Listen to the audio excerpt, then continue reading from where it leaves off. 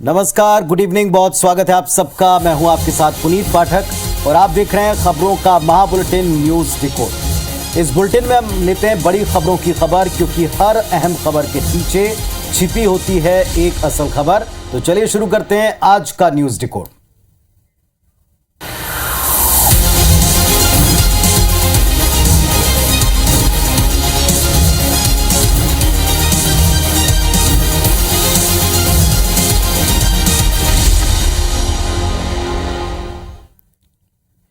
राष्ट्रीय स्वयंसेवक संघ के अखिल भारतीय समन्वय बैठक में रायपुर पहुंचे सरसंघ चालक मोहन भागवत चंदखुरी स्थित माता कौशल्या के मंदिर आज गए और इसके बाद में राम मंदिर भी पहुंचे। वीआईपी रोड पर जो है वहां दर्शन किए। मुख्यमंत्री ने इस पर उनका धन्यवाद भी किया और ट्वीट भी किया।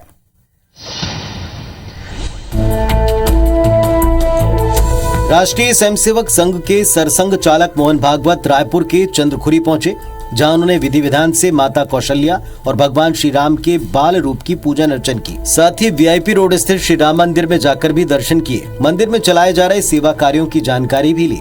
मंदिर दर्शन के लिए सीएम भूपेश बघेल ने उनको आमंत्रित किया था। सोमवार को रायपुर जिला कांग्रेस के अध्यक्ष गिरीश दुबे के हाथों कांग्रेस ने बाकायदा उनको लिखित निमंत्रण पत्र देकर आमंत्रित किया। मंदिर के बारे में उन्होंने केवल इतना ही पूछा कि मंदिर में जो सेवा के काम संचालित होते हैं वो कौन कौन से हैं। सीएम भूपेश ने मंदिर दर्शन के लिए मोहन भागवत को धन्यवाद देते हुए कहा कि उन्हें विश्वास है उनके मन को शांति मिली होगी। धन्यवाद कि हमारे निमंत्रण को उन्होंने स्वीकार किया। मुझे पूरा विश्वास है कि माता कौशल्या के दर्शन से उनके बिल्कुल शांति प्राप्त हुई होगी। ये पहली बार है कि आरएसएस और बीजेपी के किसी बड़े नेता ने चंद्रखुरी में माता कौशल्या के मंदिर में जाकर दर्शन किए हों। तो पहले मिला निमंत्रण, फिर किया गया दर्शन। आखिर इस पूरे घटनाक्रम का मैसेज क्या निकला, चलिए जरा इस बात को भी डिकोड कर ले। पहली बात जो साफ साफ दिखी वो ये कि मुख्यमंत्री भूपेश बघेल ने आरएसएस को एक तरह अपने ट्रैप में फंसा लिया। इतिहास गवाह रहा है कि आरएसएस किसी राजनीतिक दल के प्रभाव में कभी आता नहीं। मुख्यमंत्री भूपेश बघेल ने आरएसएस प्रमुख को कौशल्या माता के दर्शन करने का निमंत्रण दिया। मान लीजिए कि भागवत ऐसा नहीं करते, तब कांग्रेस को बैठे बिठाए बीजेपी और आरएसएस पर हमला बोलने का एक अवसर मिलता। आरएसएस प्रमुख का ये जेस्चर जो है इसी को करने देना नहीं चाहता था, या ऐसा होने उन्होंने नहीं दिया। आरएसएस अपनी हिंदूवादी जो छवि है उसके लिए भी पहचान रखता है। भगवान श्री राम के नाम पर आरएसएस पहचाना भी जाता है। बीजेपी अगर सत्ता में है तो इसके पीछे राम मंदिर आंदोलन देश के परिप्रेक्ष्य में एक बड़ी भूमिका में है। और ऐसे में अगर भगवान के दर्शन करने भागवत नहीं जाते तो इस पर सवाल उठते। कांग्रेस ये आरोप लगा सकती थी कि आरएसएस राम के नाम पर सिर्फ बात करती है। दूसरी बात, सीएम बघेल ने निमंत्रण देकर यह बात भी सिद्ध की कि वो अपने विरोधी विचारधारा के संगठन प्रमुखों को भी निमंत्रण दे सकते हैं, उनका भी मान करते हैं, जो कि एक स्वस्थ राजनीति का परिचायक है। तीसरी बात, भागवत ने यह सिद्ध किया कि अगर विरोधी विचारधारा की सरकार उनको अपनी विचारधारा के अनुरूप किसी अच्छे काम को लेकर न्योता देती है तो उससे उनको कोई परहेज नहीं, जो अक्सर वो बयानों में पहले भी कहते रहे। तो चलिए, कुल जमा ये मैसेज, ये संदेश आज उभरा। अब इसके क्या असर पड़ते हैं दोनों खेमों में, प्रदेश की सियासत में, ये देखना होगा। खबर वैसे छत्तीसगढ़ से ही है, जहां कैबिनेट मंत्री कवासी लखमा ने सीएम भूपेश को छत्तीसगढ़ का भगवान बताया और कुछ अपने तर्क इस पर सुनाए। देखिए आप। पूरा देवी देवता भूपेश बघेल का चीर में छिड़ा हुआ है। भूपेश बघेल छत्तीसगढ़ का भगवान है। ये है छत्तीसगढ़ के कैबिनेट मंत्री कवासी लखमा, जो प्रदेश के सीएम भूपेश बघेल को भगवान बता रहे हैं। उन्होंने कहा कि सीएम भूपेश हर समाज को तवज्जो देते हैं। हरियाली से लेकर छठ पूजा और आदिवासी विश्व दिवस तक छुट्टी का ऐलान किया। साथ ही उन्होंने कहा कि गोबर और गौमूत्र खरीदने वाली सरकार भगवान से कम नहीं। इधर भाजपा प्रदेश प्रवक्ता केदारनाथ गुप्ता ने कवासी लखमा के बयान को सीएम भूपेश की चाटुकारिता की पराकाष्ठा बताया। जब सत्ता का अहंकार शासन प्रशासन की शक्तियों में मदमस्त हो जाता है तो जो चाटुकार होते हैं अपने मुखिया की ऐसे ही चाटुकारिता करते हैं। कैबिनेट मंत्री कवासी लखमा अपने बेबाक और बिंदास बयानों के लिए जाने जाते हैं। अपनी बात कहने का उनका अपना एक अलग अंदाज है। तो आपने मंत्री कवासी लखमा को सुना, उनके तर्कों को सुना, आपको हैरत हो सकती है, लेकिन इस बयान से राजनीतिक संकेत क्या निकलते हैं, इस बात को समझते हैं, डिकोड करते हैं। कवासी लखमा ने सीएम भूपेश बघेल को छत्तीसगढ़ का भगवान कहा और इस बयान से दो पुराने नारों की याद जरूर ताजा हुई।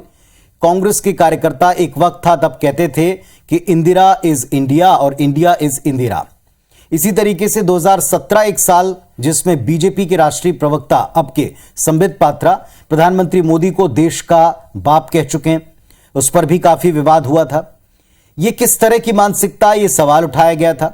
दरअसल जब भी कोई नेता खुद को स्थापित करता है आम लोगों के बीच में, उसकी छवि एक जननेता की बन जाती है, तब इस तरह की स्थिति में समर्थक या करीबी चाहने वाले लोग उत्साह में आकर इस तरह के बयान देते रहे हैं।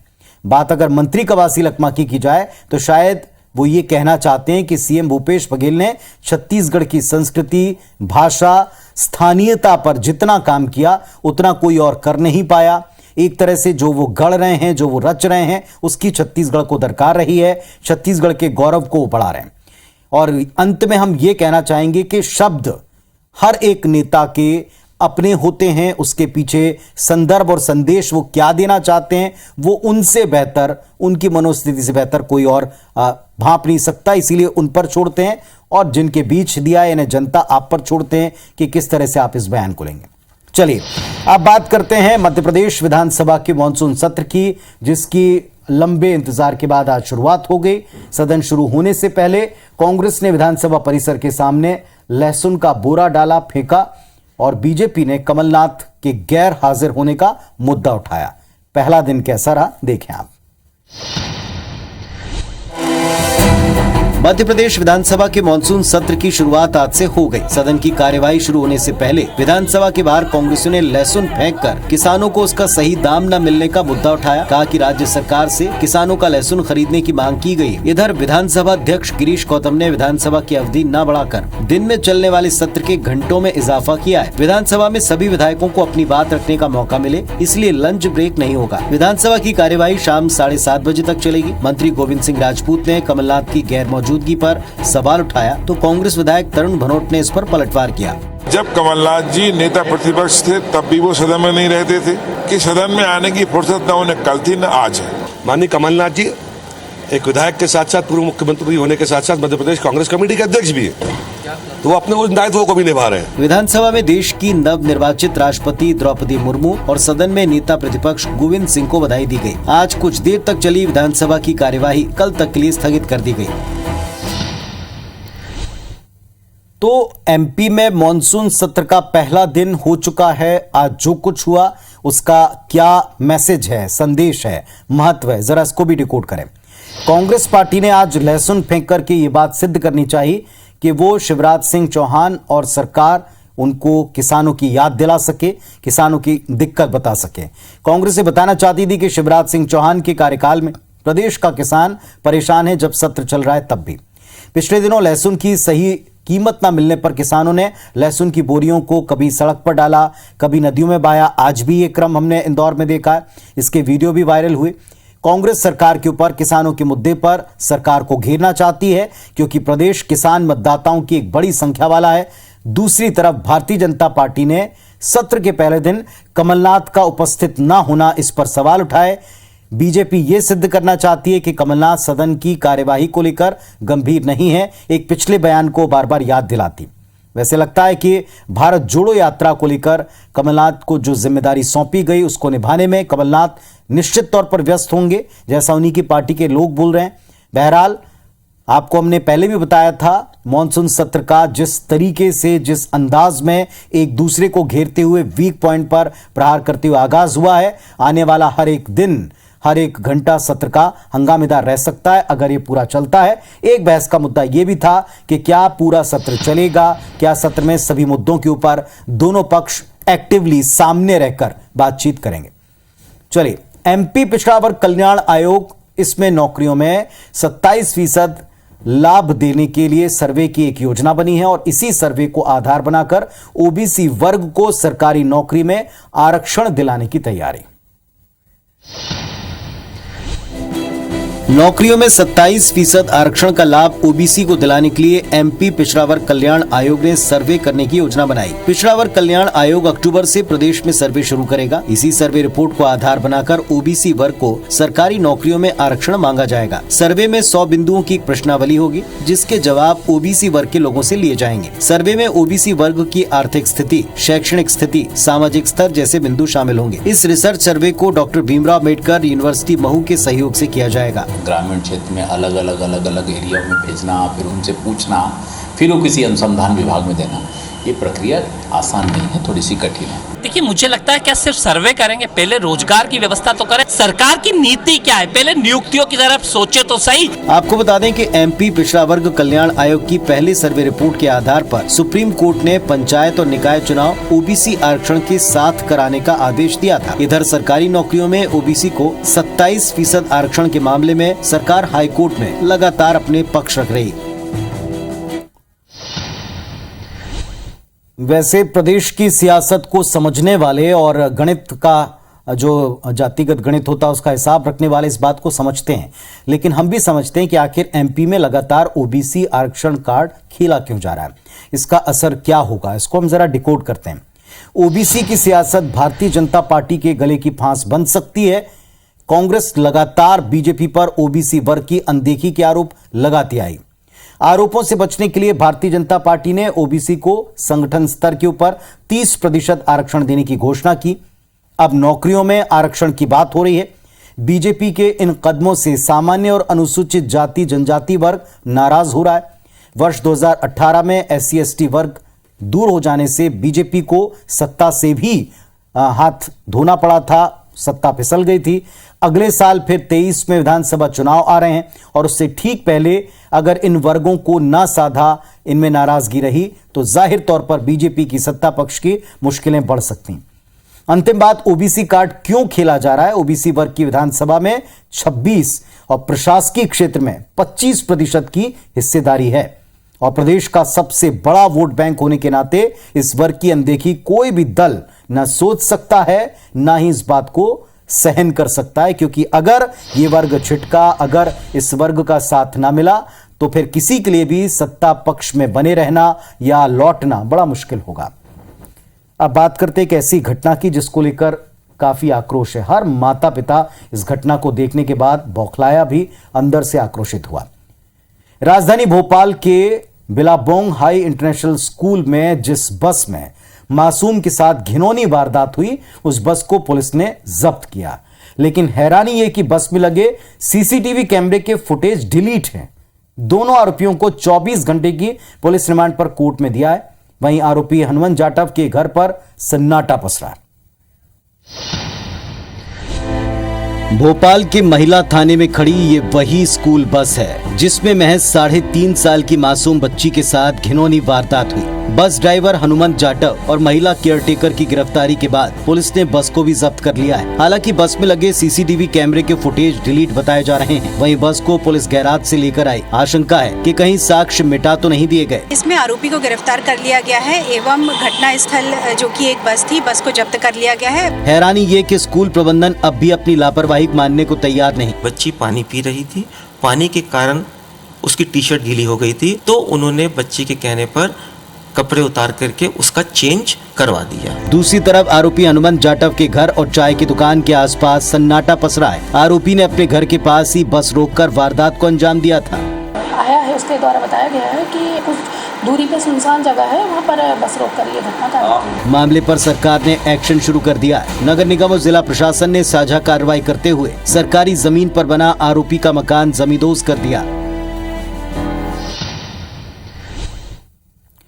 इस तरह की घटनाएं जब भी कभी किसी पेरेंट के सामने आती तो पहले तो उसके मन में बड़ा भय होता है, दूसरा बड़ा आक्रोश।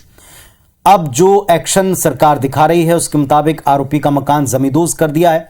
आखिर इस एक्शन से क्या मैसेज जाता है, संकेत क्या है, डिकोड करते हैं। दुष्कर्म जैसे घिनौने अपराध के बाद पीड़ित 3 चीजें ही चाहता है। पहला, त्वरित कार्रवाई हो। दूसरा, आरोपी को जल्द से जल्द पकड़ा जाए, सजा दी जाए। और तीसरा, हमदर्दी। भोपाल रेप कांड में शिवराज सिंह चौहान ने ट्वीट किया, संवेदना दिखाई। दूसरे दिन आरोपी का मकान जमींदोज कर दिया। इससे बात सिद्ध होती कि सरकार अपराधियों के साथ जीरो टॉलरेंस की नीति को जनता के ऊपर याद दिलाना चाहती है। तीसरी बात जो अहम है वो ये कि अब जांच जल्दी से जल्दी हो और फास्ट ट्रैक अंदाज में इस पर सुनवाई चले। पुलिस को ऐसा केस बनाना चाहिए ताकि आरोपियों को बचने का कोई मौका ना मिले।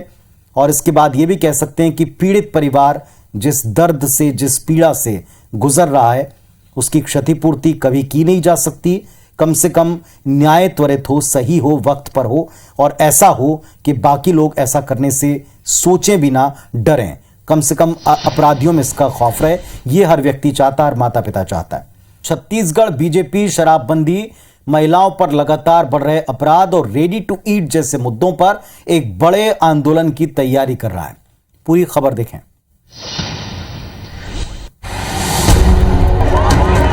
पहले बेरोजगारी और अब शराबबंदी, महिला अपराध और रेडी टू ईट जैसे मुद्दों पर बीजेपी एक बार फिर बड़े आंदोलन की तैयारी में। इस बार बीजेपी की महिला मोर्चा को शक्ति प्रदर्शन की जिम्मेदारी सौंपी गई है। प्रदर्शन को लेकर बीजेपी प्रदेश अध्यक्ष अरुण साव ने क्या कहा?